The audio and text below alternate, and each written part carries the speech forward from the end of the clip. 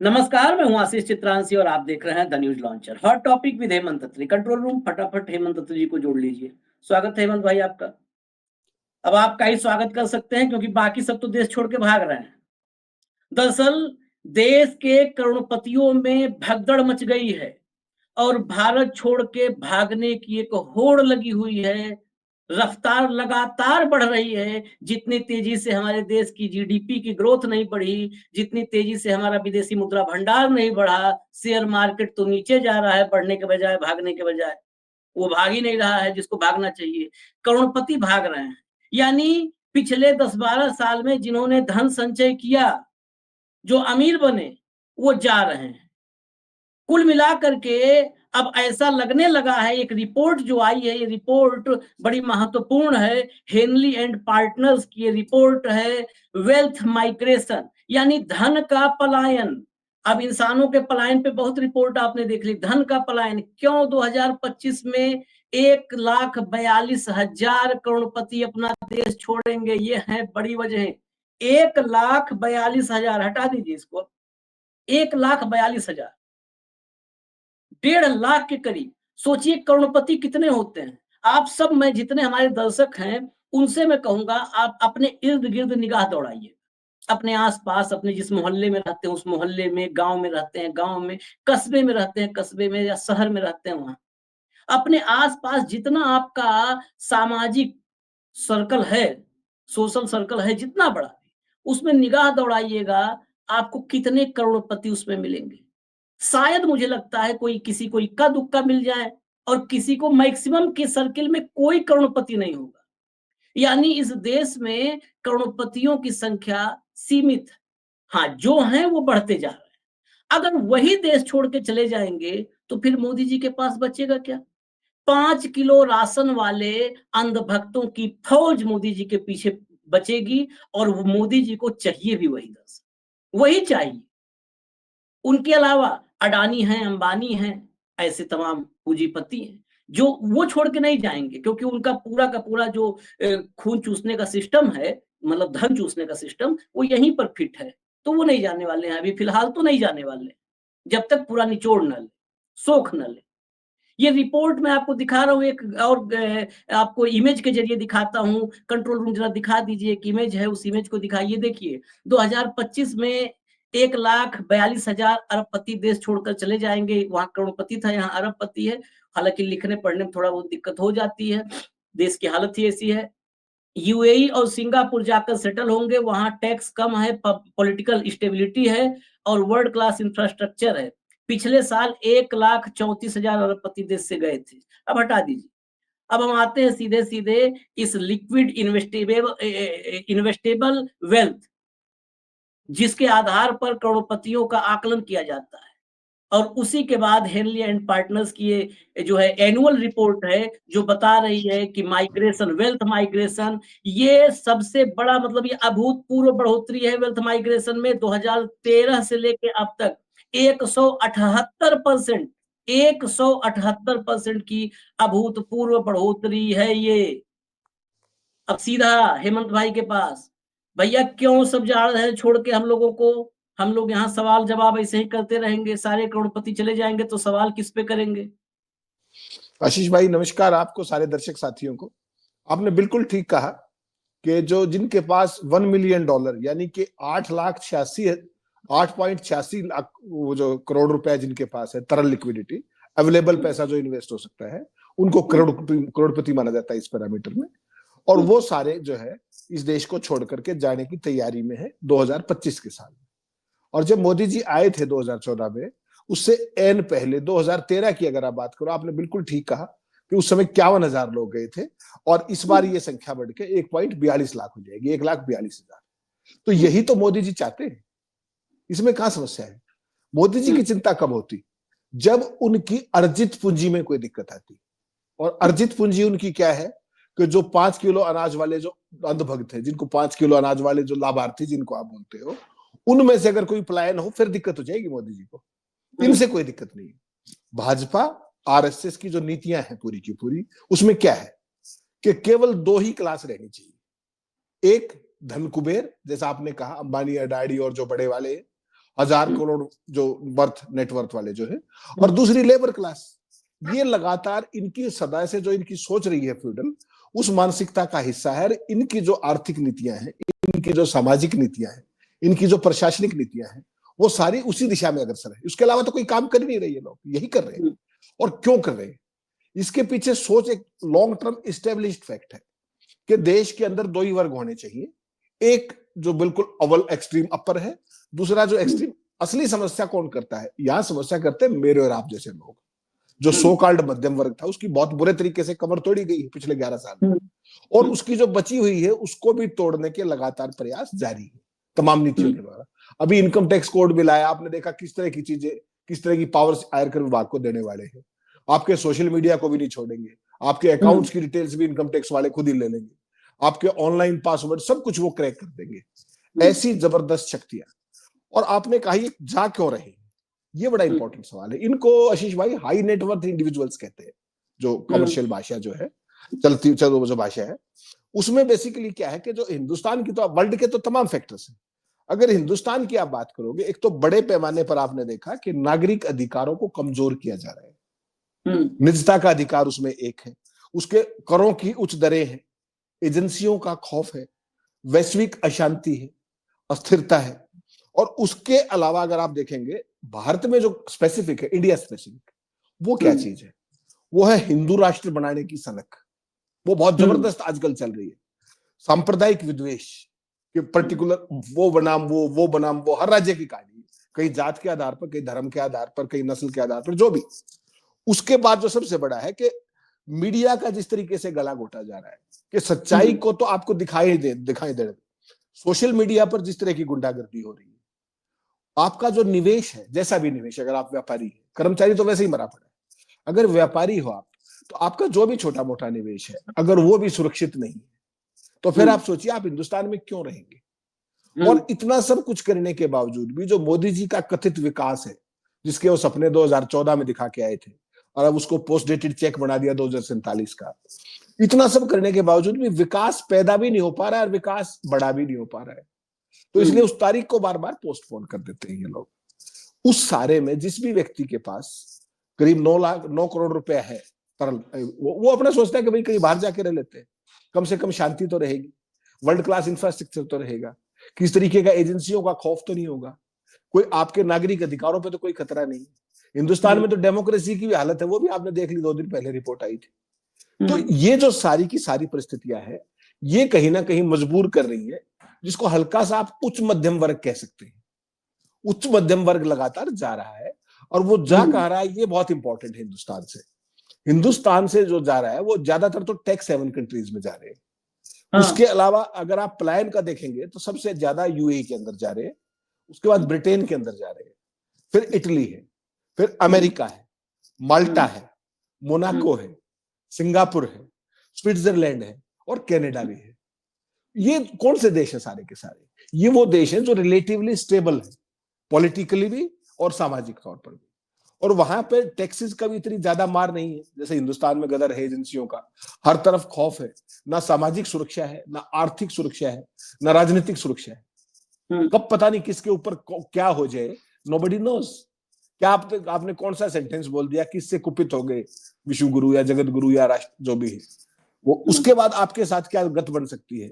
ये सारे का सारा भय, और एजेंसियों के पास जो अनकंट्रोल्ड जिस तरीके की पावर्स दी जा रही है, कहीं भी घुस जाओ, कभी भी घुस जाओ, वो सारी चीजें एक खास तरह की असुरक्षा भाव पैदा करती है।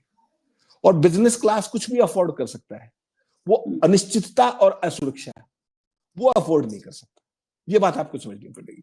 तो इसका मतलब 1,42,000 लोगों के जाने का मतलब ये है कि भारत का जो वातावरण है, चाहे निवेश का है, चाहे ओवरऑल सामाजिक है, वो इन लोगों को रास नहीं आ रहा है अपना राष्ट्र होने के बावजूद। और ये परिस्थिति हिंदुस्तान में आज की तारीख में, इसको आप केवल लोगों के पलायन से मत जोड़िए। आपने इंट्रो में बहुत अच्छी बात कही कि ये धन का सबसे बड़ा पलायन है। पैसा तो आपने हिंदुस्तान में कमाया और उसका लाभ मिलेगा अब दूसरे देशों को। ये आपकी बहुत बड़ी नीतिगत नाकामी है कि आप अपने देश की पूंजी को बाहर जाने से नहीं रोक पा रहे, तमाम बड़े नीतिगत कुकर्मों से, नीतिगत फैसलों से। ये अपने आप में बहुत बड़ी चिंता का विषय है।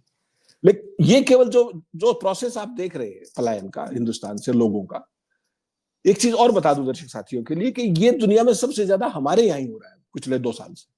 अदरवाइज आप देखेंगे तो 2024 में जो चुनाव हुए, आशीष भाई लोगों के लिए बता दूं दर्शक साथियों के लिए, उसके चुनाव परिणाम जो आए 2024 में तमाम अमेरिका से लेकर के यूरोप में तमाम देशों में चुनाव हुए, उसके जो परिणाम है उसने दुनिया की आधी आबादी को प्रभावित किया है। आधी आबादी को, जितने बड़े देश थे सब में चुनाव हुआ है। तो उसने भी इस पूरे जो पलायन को कहीं ना कहीं एक्टिवेट कर दिया है दोबारा से, कि लोग अपने अपने सेफ हेवन्स में जाना चाहते हैं। किसी को कहीं का वातावरण पसंद है, किसी को कहीं के कानून पसंद है, किसी को वहां का टैक्स हेवन पसंद है। तो तमाम कंसिडरेशन है। और सबसे महत्वपूर्ण बात जो किसी करोड़पति के लिए होती है, किसी बिजनेसमैन के लिए होती है, कि वो उसका निवेश सुरक्षित रहना चाहिए। ये जितने भी देश मैंने आपको बताए, जो ये रिपोर्ट आई है, इसके अंदर ये वही देश है जहां पर ये चीज कम से कम खास है। हेनलैंड पार्टनर्स की जो रिपोर्ट है उसमें यही चीज एस्टेब्लिश हो रही है कि वहां पे इनका निवेश सुरक्षित है, सामाजिक असुरक्षा नहीं है, राजनीतिक अनिश्चितता नहीं है, नीतियों के अंदर एक तरलता है जो सामान्य चलती है। वो नहीं है कि आजकल ये नीति है, कल ये है, परसों फिर ये। उस तरह की चीज जो है ना, वो बिजनेस को ज्यादा प्रभावित करती है। ये सबसे बड़ा कारण है, और ये मोदी की सबसे बड़ी देन है कि एक तो इस देश में पहले कितने करोड़पति और जो है वो भाग जाएंगे, तो फिर मोदी जी वाले ही रह जाएंगे। वो उनसे ताली बजवाओ, थाली बजवाओ, बैटरी जलवाओ, जो भी मर्जी आए आप करवाइए। बाकी तो अपना अडानी अंबानी और सारे दोस्त हैं, कोई समस्या नहीं। आसान चले जाएंगे तो आसान है, फिर कुछ और दिक्कत नहीं होगी, संकट नहीं। और मोटा मोटी बड़ा तकनीकी रूप से आपने बताया, मोटा मोटी समझ लीजिए कि क्यों आदमी जा रहा है। घर बड़ी मेहनत से बनाता है, पाई पाई जोड़ के बनाता है आदमी घर, और उस पे बुलडोजर, ये बुलडोजर नीति का ही, बुलडोजर नीति, आपको बुलडोजर नीति है ना, एक मोटा मोटी दिखती है कि योगी का बुलडोजर फलाने के घर पे चला है। दरअसल ये बुलडोजर नीति हर जगह है। ये जो आपके मेल में एक्सेस करेगा, ईमेल में, सोशल मीडिया में इनकम टैक्स वाले करेंगे, वो भी बुलडोजर ही है। मतलब आपकी मेहनत से, आपकी बुद्धि से अर्जित की हुई संपत्ति पर कभी भी बुलडोजर चल सकता है। ये खतरा ज्यादा किसको होता है? जिसने कुछ अर्जित किया है। जिसको कुछ अर्जित नहीं किया है, 5 किलो राशन की जो इंतजार कर रहा है, उस पर क्या चलाओगे बुलडोजर? है, उसे क्या रिस्क है? तो रिस्क जिस पर है वो भाग रहा है, जो कुछ अर्जित किया है वो भाग रहा है। और ये बुलडोजर के, अब बुलडोजर की बात आई तो 30 सेकंड बुलडोजर पे तो फिर मन मानता नहीं, मेरा रोक नहीं पाता हूँ। ये बुलडोजर जो चलता है ये बता करके कि नक्शा नहीं पास है, मैं हेमंत भाई बड़ी जिम्मेदारी से बात करता हूँ। इस देश में जितने आवास हैं, इवन सरकारी भी अगर हो सके तो एक बार चेक कर लिया जाए, नहीं तो सरकारी छोड़ दिया जाए। जितने आवास हैं कस्बे में, शहर में, गांव में, कस्बे में खासकर नगर पालिका से जहां नक्शा पास होना शुरू होता है, मुझे 1% घर का नक्शा, मतलब नक्शे के मुताबिक कंस्ट्रक्शन कोई बता दे। हो ही नहीं सकता, हो ही नहीं सकता। नक्शे, जो नक्शा पास नगर पालिका में हुआ है, 1% निकल आवे, जो कहिए वो। हम अपना घर पे खुद है बुलडोजर चलवा लें। 1% भाई नहीं होगा, वो नक्शा बन के जाता, हम लोगों ने देखा है भाई। इस देश में अजीब ड्रामा हो रहा है, बुलडोजर चलता है, कहते हैं हाँ गया उसका, और जस्ट जहां शुरू हुआ था बुलडोजर धीरे धीरे नीचे की तरफ आ रहा है, ऊपर से नीचे की तरफ आ रहा है। अब छोटे छोटे घरों पे भी चलना, झोपड़ियों पे चलना शुरू हो गया। वही बुलडोजर, इसलिए बुलडोजर की चर्चा किए कि बुलडोजर का ही भय है। आपको वो फिजिकल बुलडोजर दिखता है योगी वाला जो घरों पे चलता है, लेकिन कई ऐसे गुप्त बुलडोजर है जो आपके जेब पर चलता है, आपके जीवन भर की मेहनत से कमाए गए पैसे पे चलता है। हालांकि हम लोग के पास तो $1 मिलियन पता नहीं कब होगा, होगा कि नहीं होगा, कभी होगा कि नहीं होगा।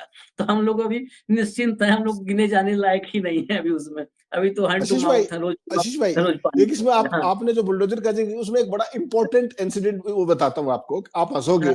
ये खुद मेरे साथ हुआ। दिल्ली में मैं एक फ्लैट ले रहा था छोटा सा, तो मैं उस गया बिल्डर के पास, तो उसने कहा कि साहब मेरा जो फ्लैट है, ये देखिए नक्शा, ये सारी चीजें, इसमें कहीं 1 सेंटीमीटर का भी अतिक्रमण नहीं है, बिल्कुल फर्स्ट क्लास शानदार एज पर एमसीडी रूल्स है। तो मैं इससे इतना प्रभावित हुआ, उसने जितने पैसे कहे बिना बार्गेन के, मैंने कहा मुझे ऐसा ही चाहिए, कोई सिरदर्द नहीं चाहिए। छोड़ दीजिए वो बात, 12-13 साल पुरानी बात है, क्योंकि हमारे तो कारनामे से ना बुलडोजर हमारे सबसे पहले आएगा। तो वो ले लिया हमने, कि मैं उसमें इतना खुश था कि बेशक एरिया थोड़ा है, अतिक्रमण नहीं है, लेकिन अपने को कोई सिरदर्दी नहीं होगी कभी भी। आपको जानकर हैरानी होगी, अभी मैंने सोचा कि इसको बेच देते हैं, 13 साल 15 हो गए। तो जितने भी ग्राहक है उन्होंने एक ही बात कही कि साहब हम तो इसको नहीं ले सकते। मैंने कहा क्यों? बोला इसमें अतिक्रमण तो है ही नहीं, इसमें तो एरिया थोड़ा है। तो लोगों को घर भी अतिक्रमण वाले ही चाहिए। मैंने इस बात पे लिया कि इसमें 1 सेंटीमीटर का अतिक्रमण नहीं है। लोगों की जो ग्राहक की वो है प्रायोरिटी, वो ये कह रहे हैं कि साहब इसमें तो एरिया छोटा पड़ गया, इस साइज का जो प्लॉट है उसके हिसाब से इसमें 200 स्क्वायर फीट एरिया कम है। मैंने कहा जी एज पर रूल्स है। कहता साहब रूल्स को दिल्ली में कौन पूछता है, एमसीडी में तो कोई रूल का जिक्र ही नहीं। तो ये हकीकत है, जो लॉ अबाइडिंग सिटीजन है उसने खुश होकर ली वो चीज कि भाई चलो एज पर लॉ है, और उसको जब डिस्पोज ऑफ करने की बारी आई तो वो सबसे बड़ी डिस्क्वालिफिकेशन बन गई कि आपका तो छोटा है, जबकि जितना परमिसिबल है एमसीडी के रूल्स में वो 100% बना हुआ उतना, उसके बावजूद भी चूंकि अतिक्रमण नहीं है तो लोगों का पसंद नहीं है वो। ये हमारी मानसिकता है हिंदुस्तान की। और फिर बुलडोजर का तो आपको पता ही। बुलडोजर तो खैर अब तो शादी ब्याह भी उसी पे हो रहा है, कई जगह में देखा वरमाला भी उसी पे होने लगा है, बुलडोजर पर ही। नेताओं का स्वागत, नेताओं का स्वागत। बुलडोजर से ब्याह होने लगेगा, उसी बुलडोजर से ही ब्याह कर लो, बवाल खत्म करो। खैर, ये जो अभी अमेरिका में एक नागरिकता के लिए ट्रंप साहब ने एक बड़ा ऑफर दिया है, कुछ गोल्ड स्कीम करके है, गोल्ड कार्ड, कि गोल्ड कार्ड है वो नागरिकता के लिए। जब वो एक तरफ देश से भगा रहे थे तो दूसरी तरफ एक कार्ड ला रहे थे। कहीं ये कार्ड, मेरे मन में आया कि कहीं ये कार्ड ऐसा तो नहीं कि भारत में जितना पैसा वाले हो सब अमेरिका में आ जाए, 5 किलो राशन वाले। ट्रंप भी मोदी को मदद करना चाह रहे हो, आखिर हैं तो माय डियर फ्रेंड ही, तो मोदी को मदद करना चाह रहे हो कि जितना लोग पैसा कमाए हो अपना पैसा लेकर अमेरिका में आओ, मौज करो। सोशल सिक्योरिटी मैंने बताया था एक दिन, एक पूरा संदेश पढ़ के बताया था कि सोशल सिक्योरिटी किस मतलब अव्वल दर्जे की है अमेरिका में। आपको स्वास्थ्य, शिक्षा, मतलब निश्चिंत रहो बिल्कुल। भारत में चिंता में आदमी जब बीमार होता है तो उसके अगर बुखार 102 है और कह दो कि अस्पताल लेके चल रहे हैं सरकारी अस्पताल, तो 104 हो जाएगा बुखार तुरंत, कि सरकारी अस्पताल जा रहे हैं पता नहीं क्या होगा। अब तो सरकारी अस्पताल में भी उत्तर प्रदेश में कहा जा रहा है कि मुस्लिमों का एक अलग वार्ड बनाओ। योगी जी के विधायक हैं, महिला विधायक, तो उन्होंने आज ही कहा कि मुसलमानों के लिए अलग करो वार्ड। तो हम तो इतना तेजी से तरक्की कर रहे हैं, तो क्या ऐसा तो नहीं कि विदेशों में जो यूएई है, इटली है, अमेरिका का आपने बताया गोल्ड कार्ड, तो ये सब स्कीमें भारत की जो पूंजी है, केंद्रित है पूंजी भाई। यहाँ पर नीचे वाला नीचे जा रहा है, ऊपर वाला ऊपर जा रहा है। यहाँ पर जो है ना धन का वो मतलब जो धन का विभाजन है वो बहुत असमान है, बहुत असमान। तो पूंजी का, धन का विभाजन इतना असमान है, तो जो ऊपर जहां पर पूंजी है वो पूरा का पूंजी आदमी के साथ, इंसान के साथ ट्रांसफर करवा ले रहा हो विदेश का। विदेशों में भी तो योजना होती होगी कि भाई फला देश की मार्केट इतनी बड़ी है, इतने करोड़पति हैं। अच्छा, ये संख्या बड़ा मैं सामान्य बात कर रहा हूँ, इसको कैलकुलेट आप करके बताइएगा। 2 साल में अगर हम माने तो करीब करीब 3 लाख, 1,34,000 पिछले साल और 1,42,000 इस साल, तो 1,34,000 और 1,42,000 2,76,000 हो गए। 2,76,000 अगर $1 मिलियन पे माना जा रहा है करोड़पति, औसतन मान लो कि $2 मिलियन वाले होंगे। हालांकि इसमें 10, 20, 50 मिलियन, 10, 20 मिलियन डॉलर वाले बहुत होंगे, लेकिन दुइये $4 मिलियन मान लो, $4 मिलियन मान लो, तो ये 2,76,000, 2,76,000 इंटू $4 मिलियन इंटू $5 मिलियन। मेरे पास, मैं गौरव वल्लभ हूं नहीं कि मैं जीरो गिन पाऊं, मेरी क्षमता नहीं है जीरो गिनने की, हेमंत भाई। ये मैं इसलिए पूरा पूरा कैलकुलेशन, ये इकोनॉमी के लिए समझना जरूरी है, हालांकि इसको कोई रुचि नहीं है किसी को समझने में। कितना बड़ा, मैं दादा भाई नौरोजी का जिक्र कर दूं। दादा भाई नौरोजी ने भारत में पहली बार अंग्रेजों का जब शासन था तो उन्होंने जो है इसके मनी ड्रेन का जो सिद्धांत दिया, उन्होंने पहली बार मनी ड्रेन का सिद्धांत दिया और कहा कि अंग्रेज गंगा में स्पंज डालते हैं, गंगा से पानी सोखते हैं और टेम्स में जाकर के निचोड़ देते हैं। कहने का मतलब कि भारत का धन वो खींचते हैं ले जाके ब्रिटेन में, इंग्लैंड में, वहां के इकोनॉमी में वो पैसा, भारतीय पैसा खींच के ले जाते हैं, वहां की इकोनॉमी में डाल देते हैं। तो यह भी तो एक मनी ड्रेन है, wealth drain, wealth migration word लिखा है। ये वेल्थ माइग्रेशन, वेल्थ ड्रेन हुआ। और ये वेल्थ ड्रेन हमारे देश का, मुझे लगता है अगर ये जीरो में कैलकुलेट कर पाऊं, अगर आप कर पाए तो आप करके बताइएगा जरूर। 2,76,000 सिर्फ 2 साल का गुरुजी, सिर्फ 2 साल का। मैं 10 साल नहीं जाऊंगा, सिर्फ 2 साल।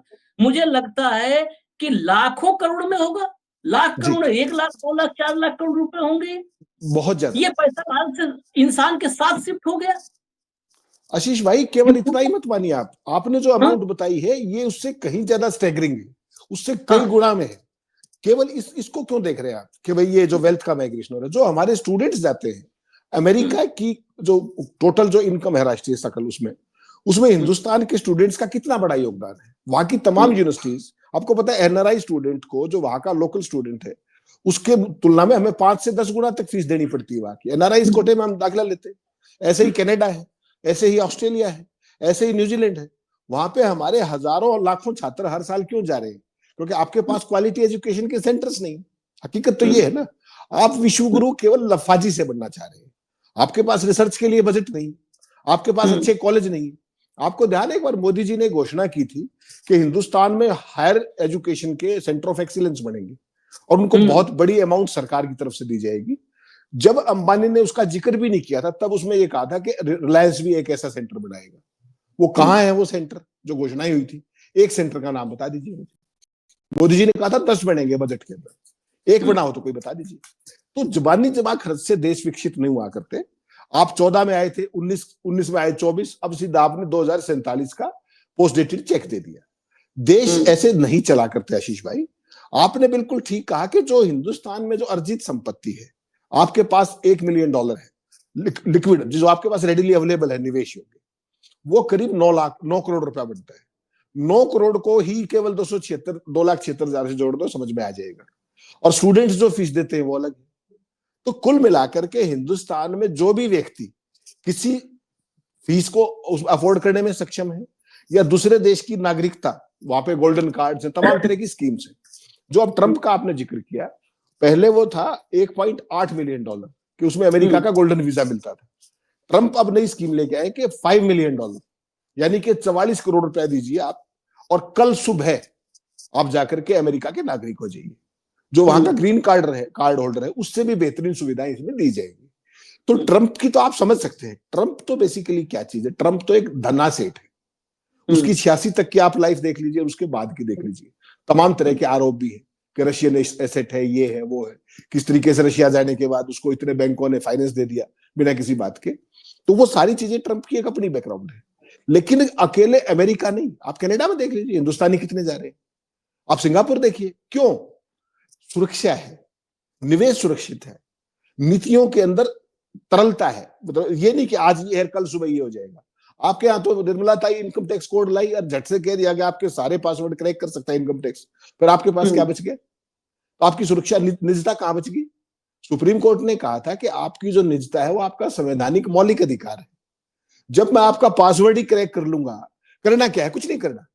एक झूठा सच्चा आपको इनकम टैक्स का संबंध तैयार करना है आपके नाम पे, आशीष चित्रांशी लिखना उस पर, और उसको केवल फाइल में रख देना। आपको भेजूंगा भी नहीं, भेजने की जरूरत नहीं, केवल फाइल में लगा दूंगा। आप आएंगे तो मैं पूछ लूंगा कि ये आपके खिलाफ ये था, इसलिए मैंने क्रैक कर लिया। ये है हिंदुस्तान का इनकम टैक्स कोड बिल। कहीं आपने कोई आंदोलन देखा है? कहीं कोई बात हो रही है? कल से संसद चल रही है। कल आपको पता है बजट का जो सेकंड पार्ट था चल रहा है। ट्रंप ने क्या कहा था कि मैंने अपने दोस्त मोदी को $21 मिलियन दिए, यूएस एड वाले। आपने कहीं जिक्र सुना है? संसद के अंदर कोई जिक्र सुना है कि वो पैसा कहां गया? 2 दिन से संसद चल रही है, कहीं कोई जिक्र नहीं है। किस चीज में उलझा हुआ है पक्ष और विपक्ष? ये समझ से परे की बात। तो कुल मिला के we are a country of misplaced priorities. हमारी ना कोई नीति है, हमारा नेता आत्मबुद्ध है, दुनिया के सामने, देश के सामने 56 इंची है, विपक्ष को और विरोधियों को डराने के लिए वो विश्वगुरु है। जब अमेरिका की बात आए, जब ट्रंप की बात आए, जब एलन मस्क की बात आए, जब चाइना की बात आए, तो फिर वो बिगी बिल्ली बन जाते हैं, उसका जिक्र भी नहीं करते। ट्रंप के नीतियों का विरोध बाबा रामदेव, लाला रामदेव कर रहे हैं। कांग्रेस बीजेपी ने किसी ने किया? आरएसएस में किसी का मुंह खुला? मोदी जी का मुंह खुला? विदेश मंत्री का मुंह खुला? विदेश मंत्रालय का प्रवक्ता बोला? वाणिज्य मंत्री बोला? भाजपा का कोई नेता बोला? आईटी सेल बोली? ट्रोल सेना बोली? भगत सेना बोली? जवाब है ना। ये राष्ट्रवाद है आपका। वो आपको टैरिफ आतंकी कह रहा है। हिंदुस्तान टैरिफ का मिसयूज करता है, तमाम हिंदुस्तान को बेनकाब कर दिया। इस तरह के विशेषण वो भारत के लिए यूज कर रहा है। और आपकी जुबान नहीं खुल रही। आप किसको लेके आते हैं? बाबा रामदेव को, जो परसों तक तो उसको राष्ट्रवादी बता रहे थे, राष्ट्रपति चुने जाने पर सनातन समर्थक बता रहा था, भारत का असली दोस्त बता रहा था, आज कह रहा है वो टेररिस्ट है। क्यों भाई? जो लाला रामदेव कह सकते हैं तो मोदी नहीं कह सकते क्या? इसका मतलब तो लाला रामदेव मोदी से ज्यादा तगड़े आदमी है। कल को उनको प्रधानमंत्री बना लो आप।